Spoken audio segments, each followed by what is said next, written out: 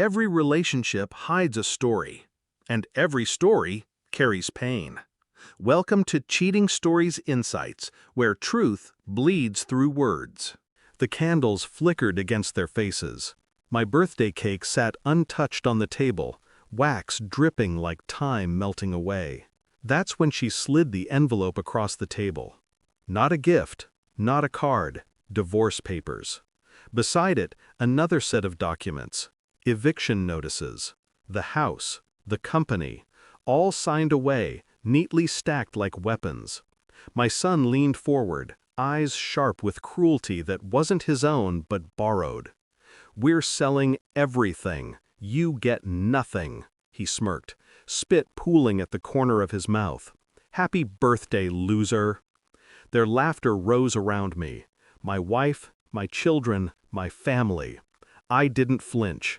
I simply picked up the pen, signed my name with the calmness of a surgeon finishing an incision. "Fine," I said. Then I stood, packed my life into 2 bags, and walked out of the house I had built brick by brick. A week later, my phone lit up.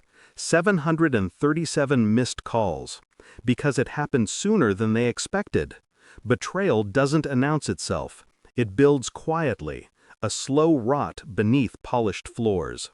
I had seen signs, whispers between them when I entered the room, bank statements that didn't balance, company meetings I wasn't invited to. But denial is a comfortable drug. I swallowed it for years, thinking love outweighed ambition, thinking blood guaranteed loyalty. I was wrong. They wanted my crown, the empire I built with sleepless nights and broken bones. They wanted me erased so they could feast on what I created. And I gave it to them. At least, that's what they thought. I disappeared without trace. No forwarding address, no explanations. Silence became my shield. In that silence, I prepared. I checked accounts, quietly. They assumed I had walked away with nothing. They forgot the accounts only I could access. Hidden reserves, offshore assets, passwords written into my memory, not paper. I checked the company's foundation, documents, contracts, shares, signatures that all led back to me.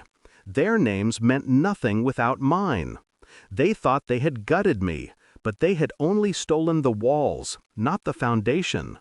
And when you sell a house without a foundation, it collapses. The truth revealed itself quickly. Within days, buyers backed out, partners withdrew, investors demanded meetings I no longer attended. The empire began to stutter. My wife called, her voice cracked between anger and panic. "Where are you? You need to fix this!" I listened, silent, then ended the call. My son tried next. The same boy who spat on me across a birthday table. His arrogance had soured into desperation. "Dad, we didn't know. You have to help us." Click. One by one, they learned the truth. The company, the assets, the control. They weren't theirs to sell. Not without me. And I wasn't coming back. The night of their reckoning came uninvited. They hosted a dinner in the mansion they claimed as theirs. Investors, friends, neighbors. My wife, radiant in a dress she didn't earn. My children at her side, rehearsed smiles masking the cracks. I wasn't there. I didn't need to be. The announcement arrived without me. Legal notices delivered in crisp envelopes. Titles revoked. Contracts voided. Eviction confirmed. The laughter died instantly. Forks clattered against porcelain. My wife's face drained of color. My son's bravado shattered. My daughter's eyes filled with tears, realizing too late the stage they stood on was hollow. They thought they had stripped me, but in reality, I had stripped them. Revenge isn't fire. It's ice. Slow, precise. They lost the house, the company, the inheritance they thought was secured. What I left them was worse than poverty.